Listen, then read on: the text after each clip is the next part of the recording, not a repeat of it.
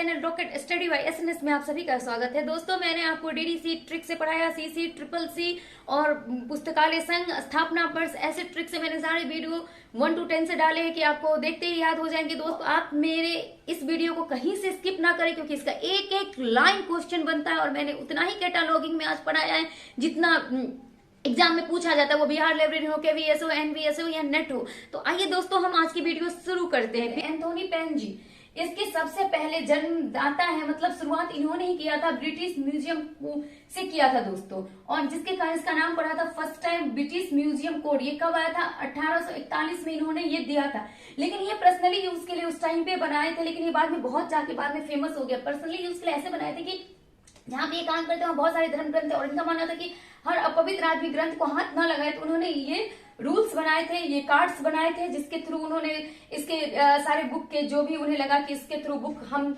ढूंढ सकते हैं और पाठक को दे सकते हैं, तो वो छोटा छोटा कार्ड्स बनाए और उसे एक जगह रख दिया। जब वो सोचे पहले बुक के साथ ही रखा, फिर सोचे फिर कोई फायदा नहीं, तो उन्होंने उसको अलग अरेंज किया।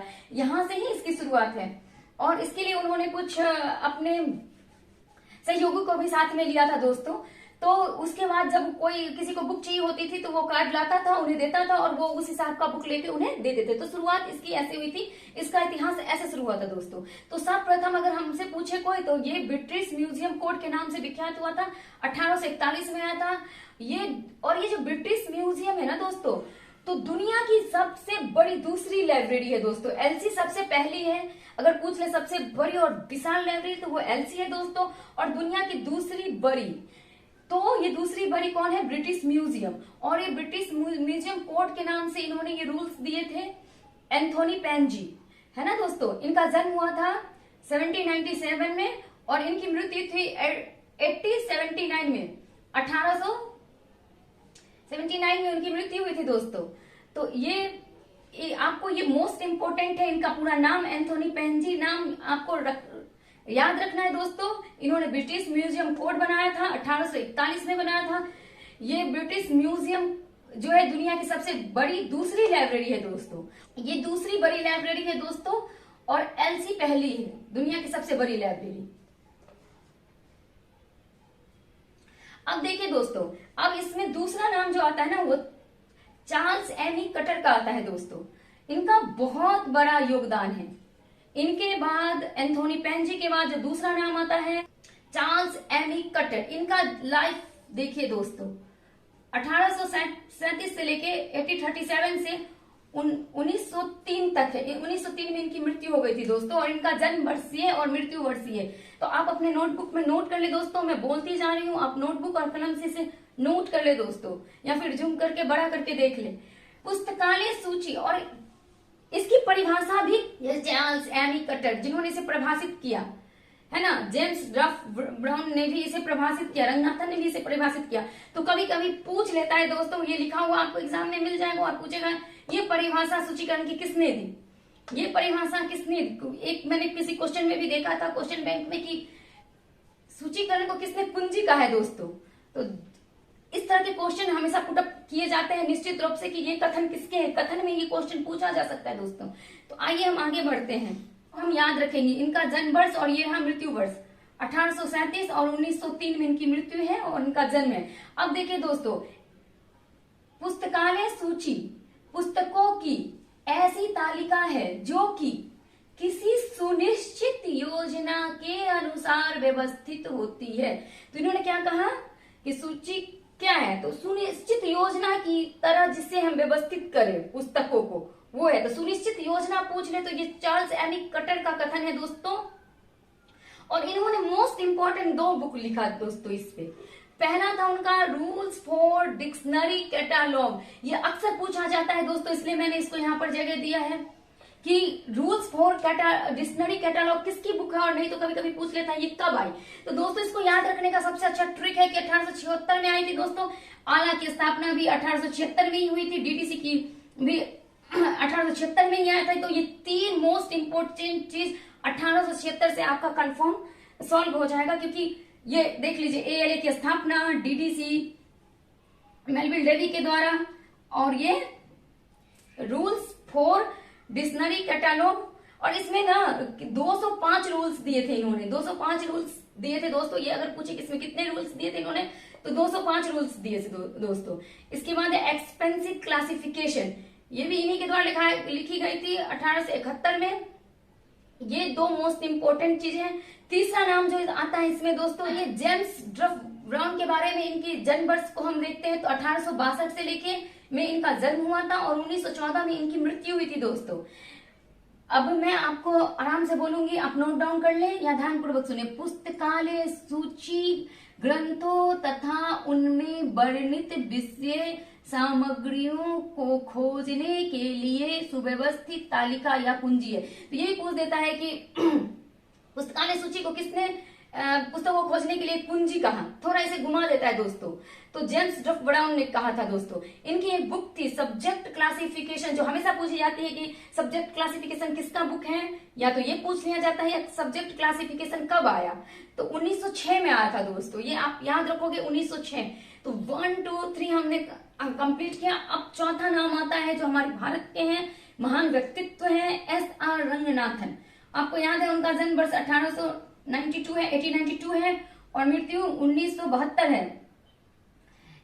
और इसको याद रखने, मृत्यु याद रखने का तो सबसे अच्छा आपको RLF से ये कनेक्टेड करके आप इसे याद कर सकते हो दोस्तों, कि उसके स्थापना वर्ष के टाइम उनकी मृत्यु हुई थी। तो दोनों में से अगर एक भी याद है तो आपको ये रंगनाथन की मृत्यु याद रहेगी और मृत्यु से RLF आपको याद रहेगा दोस्तों। तो आप ये ट्रिक है दोस्तों। ग्रंथालय, इन्होंने क्या बोला दोस्तों, इसकी परिभाषा इन्होंने क्या परिभाषित किया, तो एक परिभाषा चार्ल्स एनी कटर ने दिया दोस्तों, दूसरा जेम्स ड्रफ ब्राउन ने दिया और तीसरा रंगनाथन का के अनुसार हम क्या इसको कहते हैं। तो ग्रंथालय सूची एक उपकरण है, इन्होंने एक उपकरण माना है जो पाठकों को ग्रंथालय में संग्रहित पाठ्य सामग्रियों के संबंध में सूचना प्रदान करता है। और इनकी बुक आई थी क्लासिफाइड कैटालॉग कोड, जो हमने पढ़ा था दोस्तों 1934 में फर्स्ट आई थी और 1964 में इसकी लास्ट आई थी। और इसको हम रटेंगे नहीं, कैसे 8+3 कर और एजकल टू 11 करके हमने इसको तोड़ा था और इसको याद किया था मैं एक वैज्ञानिक तरीके से। तो आप मेरी नेक्स्ट वीडियो अगर आप देखोगे तो उसमें आपको इसको रटने की जरूरत नहीं पड़ेगी दोस्तों, आपको ऑटोमेटिक याद हो जाएगी। अब दोस्तों हमने कैटालॉग शब्द कहां से आया दोस्तों, तो कैटालॉग शब्द ग्रीक भाषा का है दोस्तों। ये कई बार पूछा है कैटालॉग शब्द किस भाषा से लिया गया है, तो ये ग्रीक भाषा का शब्द है दोस्तों। और इसे बनाया कैटालॉगस से बना है। और ये कैसे बना है, तो कैटालॉगस से, हमेशा इसके स्पेलिंग को भी लेकर क्वेश्चन आते हैं दोस्तों, तो आप ध्यान से इसका तोड़ना भी, तो स्पेलिंग पे ध्यान देना दोस्तों। इसका कांटा का अर्थ है अनुसार, इसमें कांटा जो शब्द है ना, कांटा प्लस लोगस से ये बना है, दो शब्दों को जोड़ के बना है दोस्तों। तो इसमें कांटा का क्या मतलब होता है, अनुसार। कई बार ये भी पूछता है कि कांटा का क्या मतलब है, तो अनुसार। और लोगस का क्या अर्थ है, तो कर्म होता है, इसका अर्थ कर्म होता है, अर्थात कांटा लोगस। ठीक है दोस्तों, तो ये मेरे हिसाब से आपको समझ में आ गई होगी दोस्तों। अगर नहीं समझ में आई तो वीडियो को एक बार आगे पीछे करके ध्यान से मेरी बातें सुने, इससे क्वेश्चन आपका बाहर कहीं नहीं जाएगा। आइए दोस्तों आगे बढ़ते हैं। पहले हम कैटालॉगिंग कैबिनेट के बारे में जानेंगे, जो थोड़ा मैथमेटिक्स और साइंस की तरह हम इसको रटने के बिना भी समझ सकते हैं। तो दोस्तों इसमें कुछ ऐसी बनावट होती है, इसके ऊपर 4 होते हैं जैसा मैंने दिखाया और साइड से 6 होता है। ये स्टैंडर्ड है दोस्तों, ये फिक्स नहीं है, लाइब्रेरी अपने अनुसार बनवा सकती है, लेकिन ये इंडियन ब्यूरो ने एक जो स्टैंडर्ड साइज बताई है वो मैं बता रही हूँ आपको। तो दोस्तों इस तरह से क्या हो गया, 4 × 6 कितना हो गया, 24। दोस्तों इसकी एक और खासियत ये होती है कि ये रैक दोनों तरफ से खुलते हैं और इसके कार्ड्स को आप निकाल कर बाहर नहीं कर सकते, इसे एक कुंडी की सहायता से ऐसे फिक्स किया जाता है कि आप उसे बस देख सकते हैं, उसे तोड़ मरोड़ नहीं सकते हैं दोस्तों। तो ये दोनों तरफ से खुलती है। कभी कभी भी क्वेश्चन पूछा जाता है कि कैटालॉगिंग कैबिनेट को किस के एक तरफ से खोला जाता है या दोनों तरफ से, तो इसे आगे और पीछे दोनों तरफ से खोला जाता है और एक बहुत अच्छी सी कुंडी में ये व्यवस्थित होती है और इसको टाइट किया रहता है दोस्तों। तो अब हम समझ गए ये क्या हो गया 4, ये हो गया 6, तो एक तरफ कितना होगा 24 दोस्तों। अगर इसको हम मल्टीप्लाई करेंगे तो 24, तो फ्रंट साइड पे कितना हो गया 24, और ये चूंकि पीछे से भी खुलती है तो कितना हो गया 4 × 6 = 24, तो बैक साइड से भी 24। अगर इसका हम टोटल करेंगे तो कितना हो गया दोस्तों 28 रैक्स इसमें हो जाएंगे, ईच ये पूरे कितने कार्ड्स इसमें होते हैं, 1000 कार्ड इसमें रखे जा सकते हैं टोटल। मतलब अगर 6 इंटू 20 48 करेंगे तो ये हमारा निकल के आ जाएगा 48,000 बुक्स हो जाएंगे, कार्ड्स इसमें आ जाएंगे, सॉरी दोस्तों। लेकिन दोस्तों मैं आपको यहाँ पर एक और इसमें एवरेज की जो बात की गई है ना दोस्तों, ये फिक्स नहीं होता, क्योंकि वो बुक को देखने के बाद पता चलते हैं कि इसमें कितने कार्ड्स बन सकते हैं, कितने नहीं बन सकते।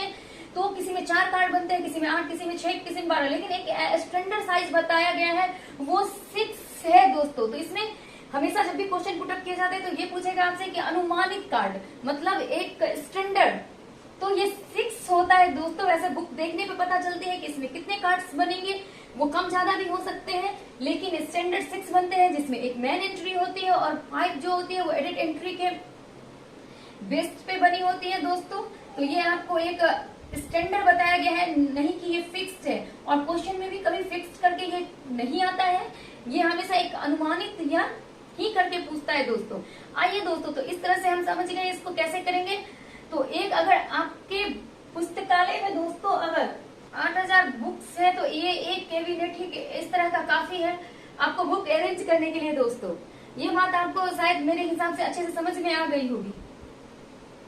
अब दोस्तों हम आगे बढ़ते हैं। ये हम हमेशा कह रहे हैं कि बुक के ये जो है ना, ये बुक के कितने कार्ड्स बन सकते हैं, 4, 6, 8, 12, लेकिन ये नॉट फिक्सेड है, बट ये अनुमानित है कि एक स्टैंडर्ड कार्ड हम 6 ही लेंगे, जिसमें एक मेन होगी और बाकी 5 जो होगी वो एडिट होगी। तो दोस्तों ये बात आपको ध्यान में रखनी है, और क्वेश्चन ऐसे ही पूछता है। कैबिनेट कैटलॉगिंग कैबिनेट जो होता है वो दोनों तरफ से खुलता है दोस्तों, फ्रंट में भी 24 और बैक में भी 24। क्यों दोस्तों 24? तो 4 इस तरह से होता है और 6 जब उसको मल्टीप्लाई करेंगे 24 होगा, इसका इक्वल टू कितना होगा, 28 होगा। फिर ईच कार्ड कितने हो गए दोस्तों, 1000 कार्ड हो गए। आप इसे ध्यान से देखिए दोस्तों और नोट कर ले। आशा है दोस्तों हमारी आज की वीडियो आपको बहुत पसंद आई होगी दोस्तों। आप मेरे चैनल को लाइक करें, सब्सक्राइब करें और दोस्तों में शेयर करें दोस्तों, क्योंकि इससे हमें भी मोटिवेशन मिलता है और हम मोटिवेट होके आपके लिए और अच्छे अच्छे कंटेंट लेके आएंगे, विस्तार में लेके आएंगे। अगर आप भी किसी चीज पे स्पेशल क्लास चाहते हो तो कमेंट में जरूर बताएं दोस्तों।